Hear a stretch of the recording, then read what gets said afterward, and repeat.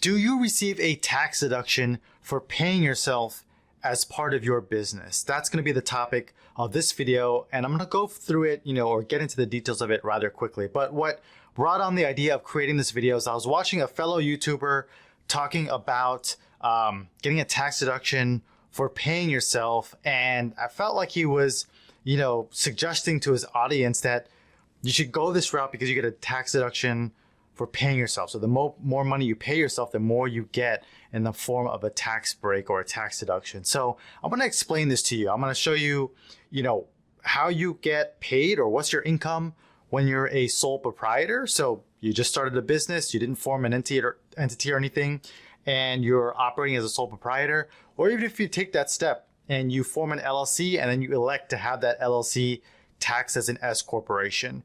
That is a strategy that I do talk about quite often on my channel, but it's not one where I ever say, say that you get a tax deduction for paying yourself. So let's look at this, okay? Let's say that you're a sole proprietor, all right, earning $100,000 of profit in your business. So for simplicity, I'm actually gonna show you, if you're like me, you're visual, so I wanna show you the form. This would go on a Schedule C as part of your individual tax return. So I'm just gonna put $100,000 in gross receipts, and there's no cost of goods sold or anything like that. So your gross income was $100,000.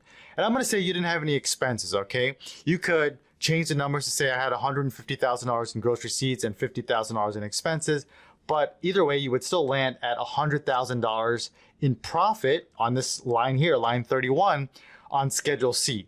Now, where would this end up on your tax return? Well, as a sole proprietor, you, the proprietor, the business owner, you don't get paid wages or salary or anything like that. Your profit lands on your individual tax return right here. It's on line 8, other income from Schedule 1, line 9. I know that's a little bit confusing, but if you pull up a Schedule 1 and you look at line 9, you'll see that this came from your business. So your total income will be 100 grand. So this Schedule C income of 100 grand flows right into your individual return right here in this section. And then, you'll determine your taxable income based on, as you can see here, your standard deduction or itemizing deductions and things like that, right? Okay, now what happens if you're an S corporation, right? So this is a strategy. Let me zoom in on this. This is a strategy that I talk about often, but I never really talk about it in a way where I'm saying, hey, you get a tax deduction for paying yourself, all right? So let's look at this. Basically, it's the same thing, right? I know you see 100,000 here quite a few times. We're saying, though, your total income is 100 grand. Your total sales was 100 grand. And right here, compensation of officers, this is where you, I guess this would be an employee shareholder, so the officer of the corporation, would, let's say, pay yourself $40,000 in reasonable compensation, all right? So that's true. It is a deduction on your S corporation, 1120S. That's the tax return for an S corporation. And so that your business income would get reduced to $60,000. So you might think, okay, well, I did get a tax deduction, Navi, for paying myself 40 grand. Now I only have $60,000 of business income. But how does this work as it relates to paying income tax? Well, if you look here, I'll zoom in on this one too. This is another Form 1040. It's different from the one I showed you a moment ago.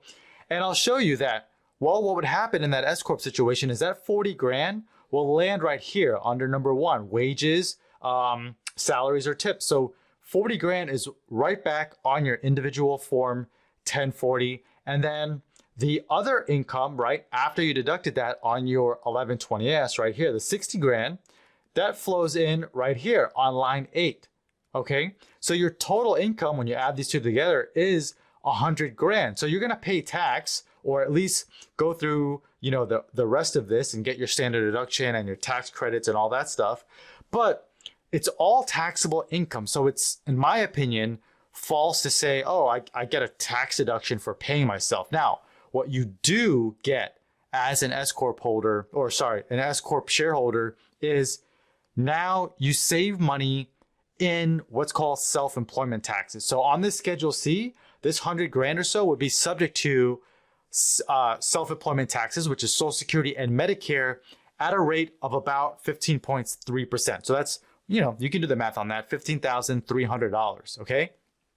But if you elect to become an S Corp, instead of paying taxes on or self-employment taxes on 100 grand, what you would do is you would carve out a salary for yourself. So this 40 grand, this reasonable compensation, that amount would be subject to Social Security and Medicare taxes. Okay, so that is the amount you would pay the 15.3% in Social Security and Medicare taxes. So you're saving yourself, you can do the math, I believe it's 60 grand, right?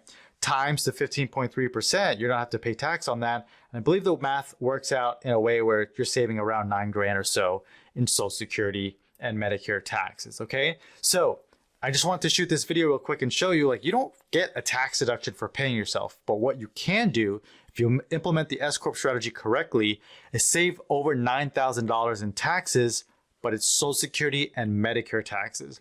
You can then take that tax savings and invest it in a retirement account for yourself instead of giving it to the government and, just receiving whatever they give you when it's time to collect Social Security. So if you learned something in this video, I want to invite you to subscribe to the channel and maybe even like this one or give me a comment or ask me a question down below in the comment section.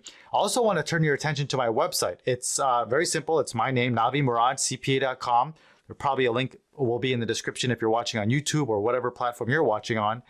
And I've got a ton of resources here, right? Some of them for free. So here's an expense tracker. If you're new to being a business owner, you can track your income and expenses. And I give you some hints on how to, take advantage of the auto deduction, home office deduction, and whatever.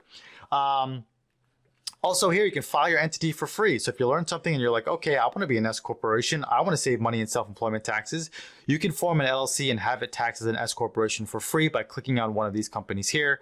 You could schedule a Q&A session with me if you want to ask me a question.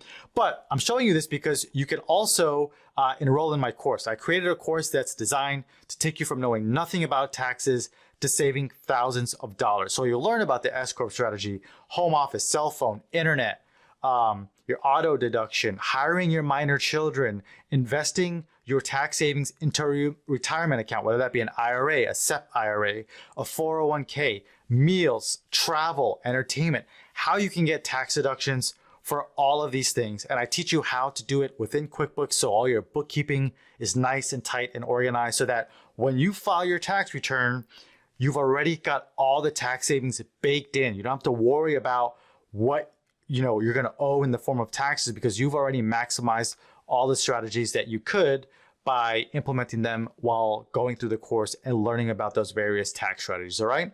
So with that said, I will see you guys in the next video.